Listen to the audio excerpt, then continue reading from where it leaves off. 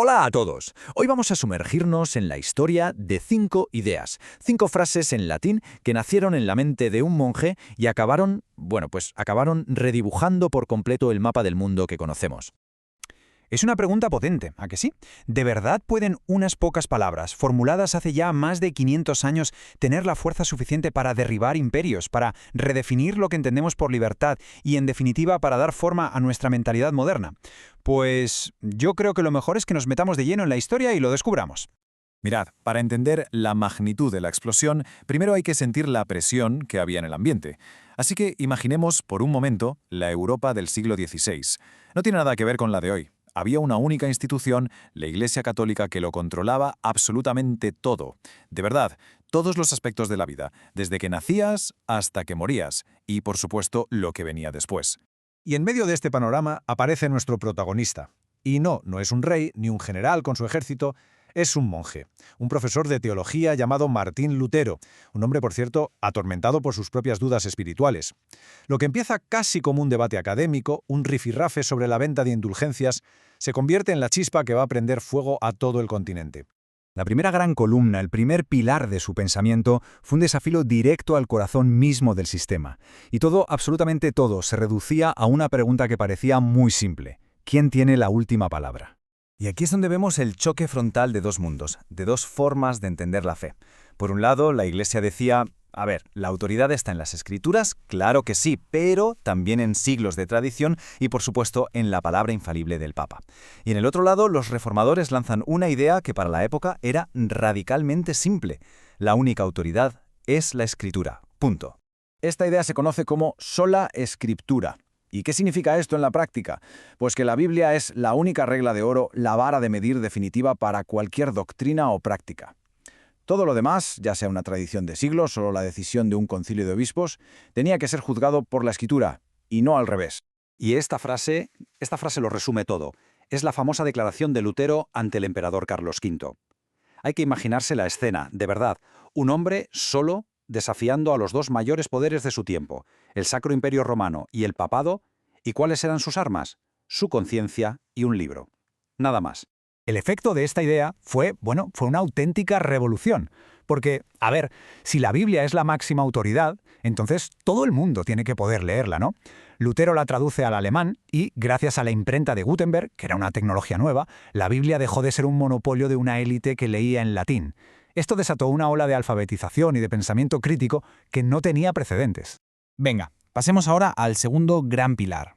Este aborda la pregunta más íntima, la más personal y seguramente la más angustiosa de la época. ¿Cómo puede una persona salvarse? ¿Cómo puede estar bien con Dios? Llamémosla, la matemática divina de la Edad Media era bastante compleja. La salvación era como una ecuación, fe más obras. Es decir, tu fe sumaba, pero también tus buenas acciones, los ritos, las peregrinaciones e incluso las famosas indulgencias que podías comprar. Todo iba sumando en la balanza. Frente a esto, los reformadores propusieron una simplificación radical. Lo primero que establecieron fue el origen de esa salvación, y esa idea es sola gratia, solo por gracia. Lo que esto quiere decir, en el fondo, es que la salvación no es algo que uno se gana o se merece por sus esfuerzos, es un regalo, un don completamente inmerecido que viene de la iniciativa de Dios, no del mérito humano. Y si la gracia es la fuente, la mano que nos da el regalo, la fe, sola fide, es la mano que lo recibe. Ojo, la fe no es una obra más en la lista, sino simplemente la confianza, el acto de fiarse por completo de lo que Cristo ya hizo. De hecho, fue al entender esto, leyendo la carta a los romanos, cuando el propio Lutero escribió que sintió que las puertas del paraíso se le habían abierto de par en par. Y el punto clave aquí es el cambio psicológico tan brutal que esto supuso. Se pasó de vivir con una ansiedad constante, intentando acumular méritos para calmar a un Dios que veías como un juez severo, a una libertad total basada en la confianza, en la certeza de un regalo que ya has recibido. Muy bien, ya tenemos la autoridad, sola Scriptura, y la salvación, sola gratia y sola fide. Pero claro, esto nos lleva directos a la siguiente pregunta. Vale, ¿y cómo se accede a Dios? ¿Cuál es el canal de comunicación? La estructura medieval había levantado toda una red complejísima de intermediarios. Para llegar a Dios, parecía que tenías que pasar por el sacerdote local, o rezarle a la Virgen, o algún santo especializado en tu problema. Era una especie de jerarquía espiritual que en la práctica ponía una enorme distancia entre la gente corriente y lo divino. Y frente a toda esta, podríamos llamarla burocracia celestial, la Reforma hizo una proclamación súper directa, que se cargaba de un plumazo todos esos intermediarios. Y aquí está la tercera columna, Solus Christus, solo Cristo. La idea es muy sencilla. El sacrificio de Jesús en la cruz fue tan completo, tan perfecto, que ya no se necesita a nadie ni a nada más para hacer de puente entre la humanidad y Dios. Esto, a su vez, llevó al revolucionario concepto del sacerdocio de todos los creyentes, que básicamente es una democratización total del acceso a lo sagrado. Todo esto nos lleva a la culminación de estas ideas, porque claro, ¿qué tipo de mundo se construye sobre estos nuevos pilares? O dicho de otra forma, ¿cuál es el propósito final de todo este cambio? La quinta y última sola es Soli Deo Gloria, y funciona como el gran sello que une y da sentido a todas las demás. La lógica es impecable, de hecho. Si la salvación es un regalo inmerecido, gracia, que se recibe por la confianza, fe, basado en la obra de un único mediador, Cristo, y definido por una única autoridad, la Escritura, entonces el ser humano no se puede apuntar ningún tanto. Toda la gloria, todo el mérito es solo para Dios.